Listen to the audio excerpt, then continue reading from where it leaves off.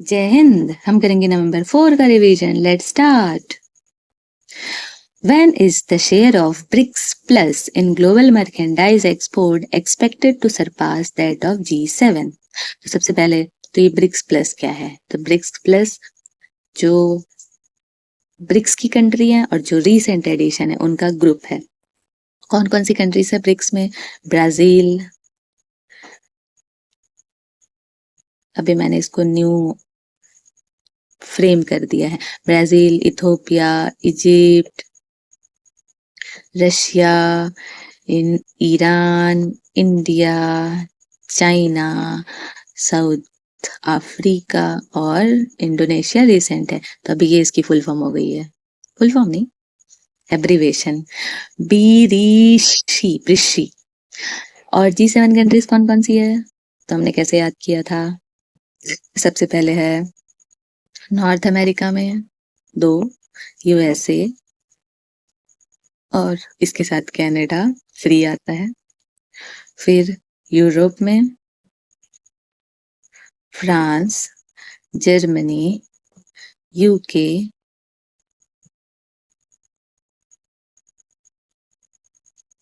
और इटली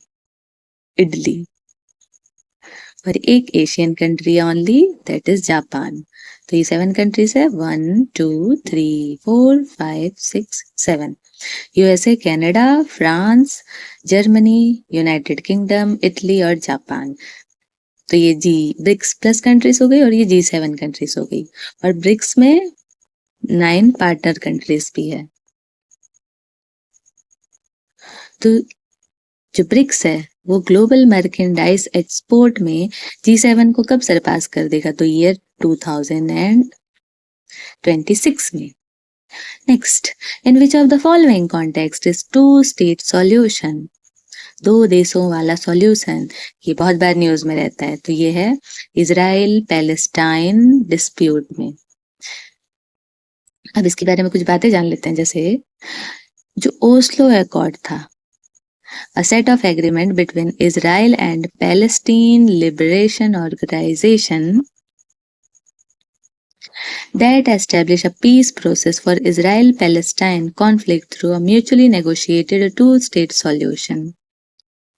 तो ये इस अकॉर्ड में बात हुई थी। Next, Which state government has recently launched Deepam 2.0 scheme? नाम से समझ आ रहा है कि दीपम मतलब तो दीप है, लेकिन क्या चीज का दीप है ये नहीं समझ आ रहा है। सबसे पहले तो ये स्कीम आंध्र प्रदेश की है और ये रिलेटेड है free gas cylinder distribution programme से, जस्ट लाइक उज्ज्वला, बट ये स्टेट गवर्नमेंट का है। In which state the world famous Pushkar fair 2024 is being organised? तो ये कहाँ ऑर्गेनाइज हुआ था, क्योंकि हम तो रिवीजन कर रहे हैं। तो ये हुआ था राजस्थान में। और ये कब होता है? तो ये कार्तिक पूर्णिमा के दिन होता है। ये कैमल फेयर है, बिगेस्ट कैमल फेयर। और जो राजस्थान का कल्चर है वो भी यहाँ पर शोकेस होता है। Next, where is the 9th edition of joint military exercise Garuda Shakti being held? तो ये हुआ था इंडोनेशिया में। होता किसके किसके बीच है? तो इंडोनेशिया और इंडिया के बीच होता है। The 9th edition of the Indo-Indonesia Joint Special Force Exercise, special force का एक्सरसाइज है।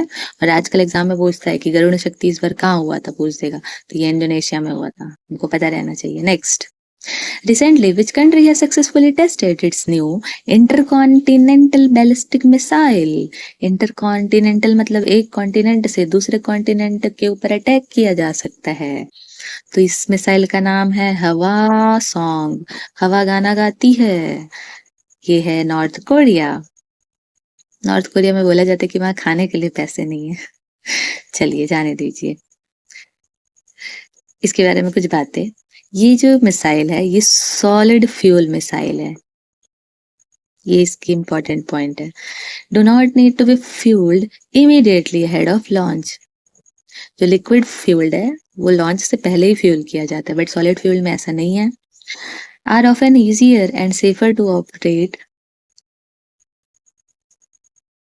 and require less logistical support, making them hard to detect than liquid fueled weapons.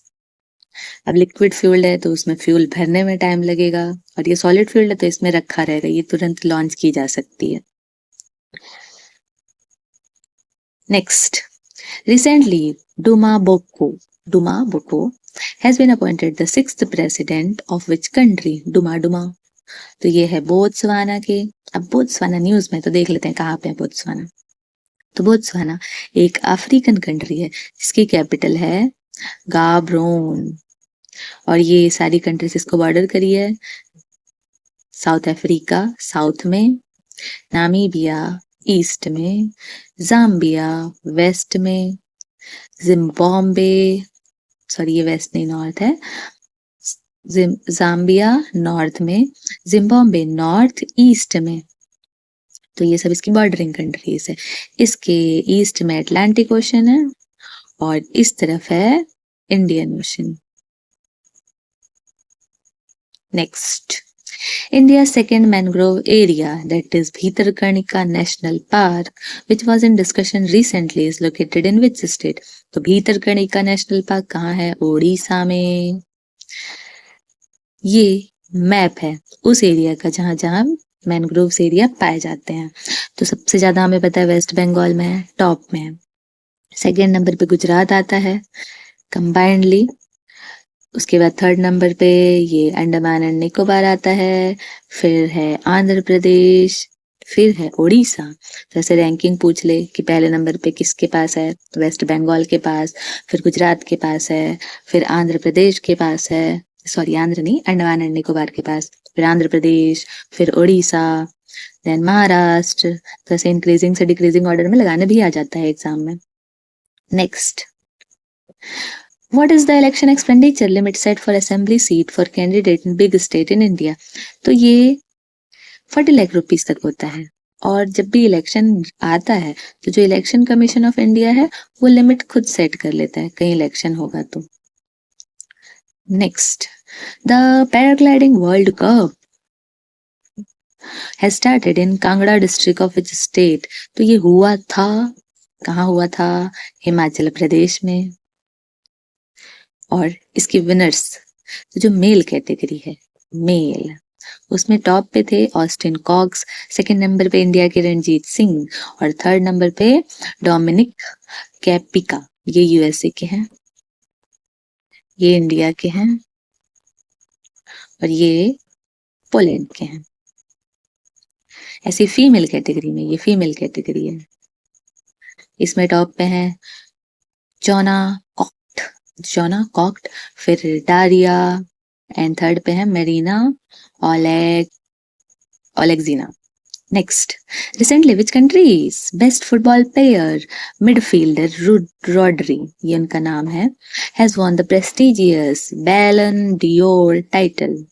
तो ये है स्पेन के.